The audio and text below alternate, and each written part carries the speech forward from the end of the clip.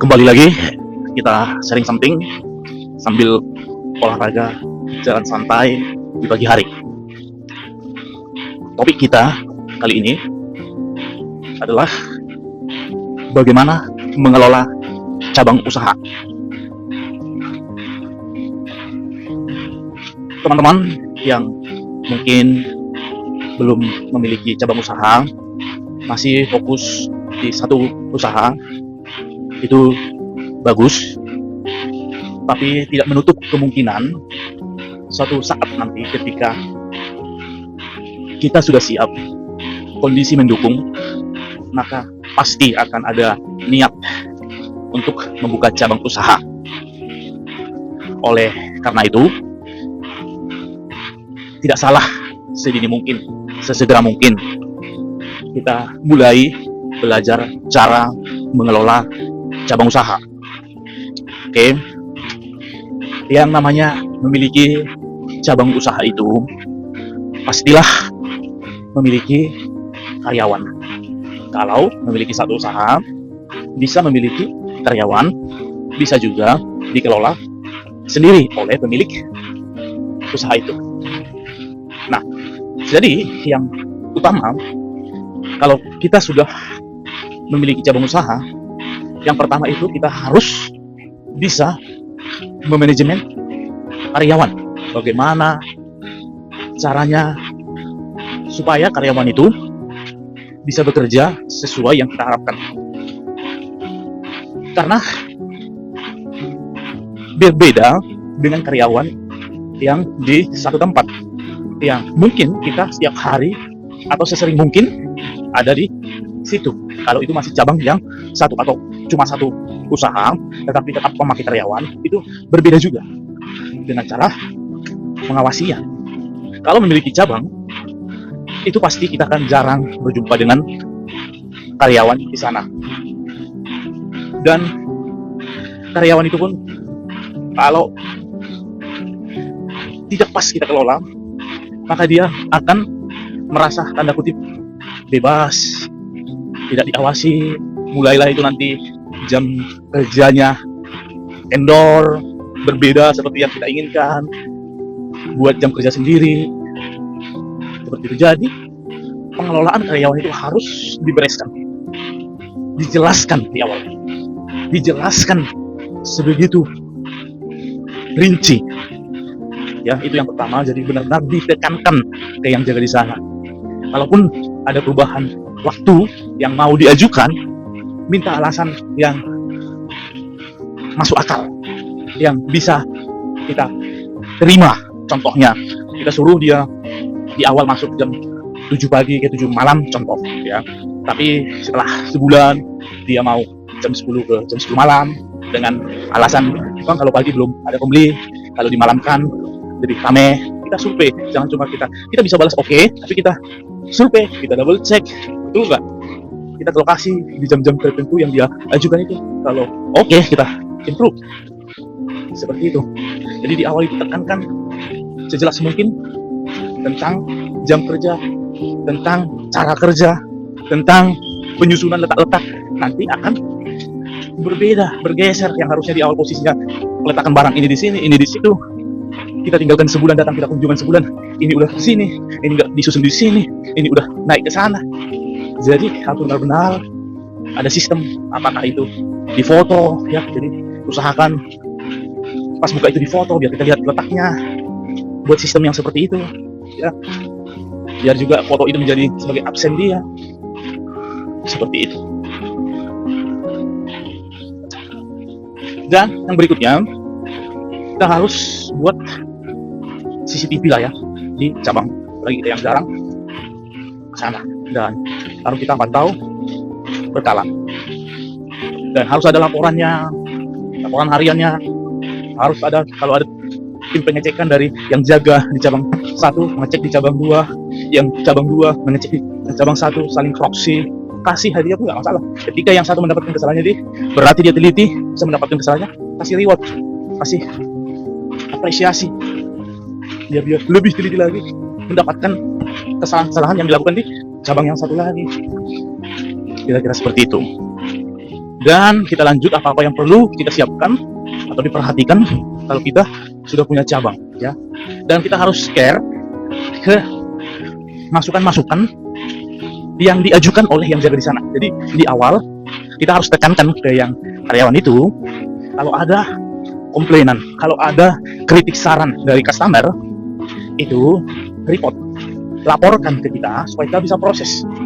Ini kok segini, biasanya gini. Oh, nanti kita tanyakan, ya Bu, kita jelaskan supaya dia mengatakan seperti itu ke customer. Nah, baru kita dilaporkan. Bang, kata customer biasanya dia kalau di daerah ini seperti ini, harganya ini segini. Kita bisa lihat kalau memang kita bisa nuruti permintaan customer, ya kita perbarui, apakah di harga, apakah di kualitas, dan lain-lain. Karena kan berbeda, mungkin di cabang utama di daerah A, cabang kedua, cabang ketiga di daerah, tentu ada perbedaan selisih harga, selisih admin, selisih dan lain-lain. Ada bedanya tuh. Jadi kita harus cepat tangkas dalam menanggapi masukan-masukan yang ada di lapangan. Jangan kita ratakan semua. Di pusat juga seperti itu, di cabang semua ratakan. Tidak bisa. Jadi kita harus masuk dari kritik saran yang diajukan oleh customer. Itu bisa kita lihat berapa modalnya, berapa marginnya. Kalau bisa kita kasih mungkin daerah itu rata-rata ngambilnya dikit, ya kita ikuti. Ya, mungkin kita bisa dari yang lain untungnya, dari barang lain contohnya. Oke, jelas ya. Jadi harus peka terhadap situasi, kondisi. Dan yang berikutnya adalah kita harus lihat kondisi lingkungan. Contohnya di cabang itu kita buat rencana 24 jam. Jadi kita harus coba datang ke sana di jam-jam yang sunyi, contohnya jam 2, jam 3, jam 4 kita tunggu di situ. Kira-kira aman nggak, kondisinya nggak. Sering ada orang yang contohnya ya di subuh-subuh mabuk kah, apakah, atau enakkah. Kita harus menjaga juga keamanan dari anggota kita. Kalau tidak memadai 24 jam di satu cabang, ya cukup sampai mungkin jam 1, jam 2, seperti itu. Baru selanjutnya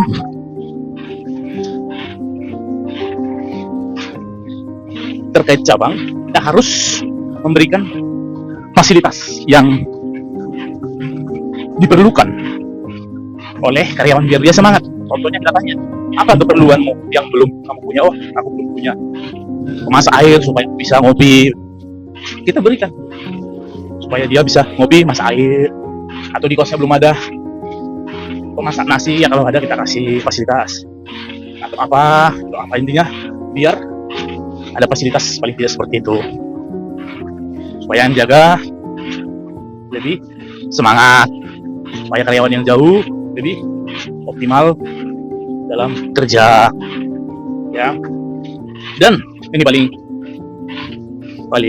penting ya menurut saya, usahakan tekankan ke karyawan cabang yang jauh, kalau mau resign itu paling lama di info 2 minggu bilang. Kalau bisa bahkan sebulan ke depannya, kalau ada rencana apa harus terbuka, katakan seperti itu. Karena beda karyawan yang di depan kita, artinya yang dekat-dekat, cabangnya dekat kita, itu istilahnya 2-3 hari pun tiba-tiba keluar, itu gampang bisa kita handle. Kalau yang jauh, yang jarak tempuhnya 1 jam, ya itu akan terasa repot dan butuh waktu, butuh tenaga untuk proses mengganti karyawan itu. Karena kan ada proses handover, training di awal. Harusnya yang sebelumnya kan sebelum keluar dia mentraining yang baru minimal seminggu. Jadi kalau tiba-tiba keluar, kita cari karyawan itu butuh waktu lagi, buka loker, interviewnya yang cocok kita kasih, trainingnya butuh seminggu lebih. Ya, dan dari proses pencarian, interview dan training baru bisa dilepas itu seminggu lebih. Jadi jangan atau tidak boleh asal keluar cepat. Bila penting sebulan kedepannya katakan, kalau memang ada niat keluar riset, ya boleh dikatakan, Bang, habis gajian nanti aku nggak lanjut ya. Kan kita udah siap-siap, di 2 minggu sebelumnya kita udah buka loker, seminggu sebelumnya dia udah men-training yang baru. Jadi perpindahannya itu smooth, bagus gitu. Jadi harus itu yang diperhatikan, itu yang ditekankan. Tidak boleh keluar dadakan, minimal 2 minggu sebelum atau 1 bulan sebelum. Jika udah ada rencana, ada planning, harus diinfo, harus terbuka, ya. Baru apalagi ya? Baru kalau ada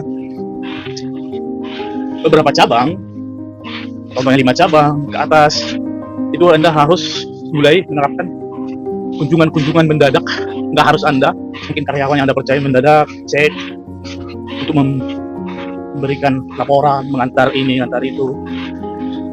Dan perlu juga, ini saya kira perlu juga di switch ya, di oper ya, sebulan, contohnya yang bertahan sebulan, 2 bulan, 3 bulan, 4 bulan, 5 bulan, 6 bulan, itu jangan terlalu lama di satu tempat. Itu paling lama 3 bulan.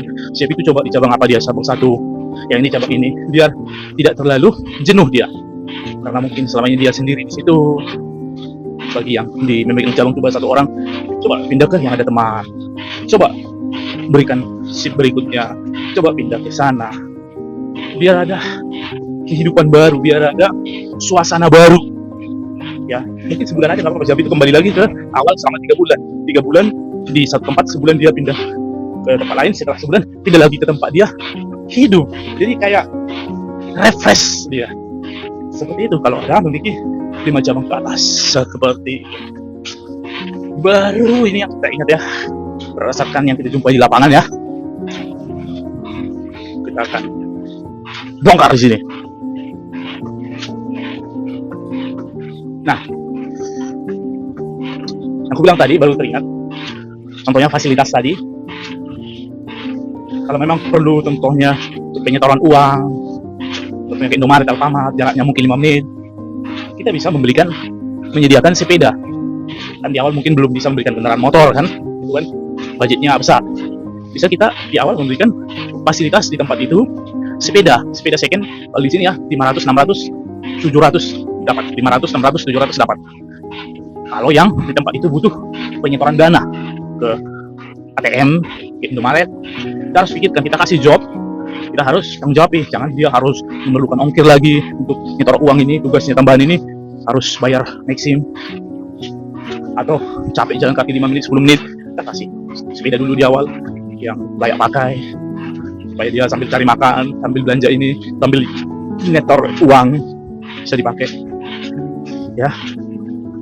Dan katakan ke karyawan yang di cabang itu, coba kamu perhatikan lingkungan, pelajari usaha-usaha yang terkait usaha kita, coba keluarkan idemu, bagaimana kita buat tempatmu ini supaya lebih berkembang. Memang contohnya kau sampaikan 5, bang harusnya ini, bang kalau bisa ini, bang ini, bang katanya ini 5. Mungkin dari yang 5 ini, 1 yang kita laksanakan, tapi itu bagus dan kamu itu menumbuhkan kreatifmu nanti untuk mendapatkan, untuk membangun sebuah usaha. Jadi nanti kamu ditempatkan di mana atau bekerja suatu saat di tempat lain, kamu terbiasa tangkap, biasa kreatif, maka itu akan berguna sama kamu, bilang katakan seperti itu. Jadi sampaikan ide-idemu, sampaikan kalau yang kita proses itu sangat bagus, itu berguna untuk wujudkan. Kira-kira seperti itu ya.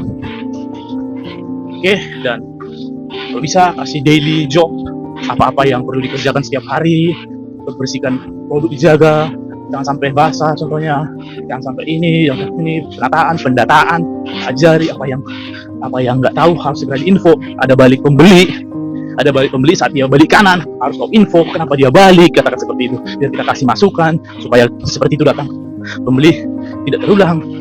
Tekankan di awal, kalau ada pembeli yang balik tidak jadi beli apa-apa, langsung telepon saya, kita akan bahas gimana solusinya supaya itu tidak terjadi lagi. Katakan beres lah. Jadi mungkin kali itu ada gagal pembeli, nggak jadi transaksi padahal udah datang. Nah, solusi maka aman. Jadi tekankan tiap hari harus ada laporan pembeli kenapa tidak jadi beli, biar kita bahas, biar kamu tahu, biar kita jelaskan, biar kita cari solusinya yang terbaik. Thank you.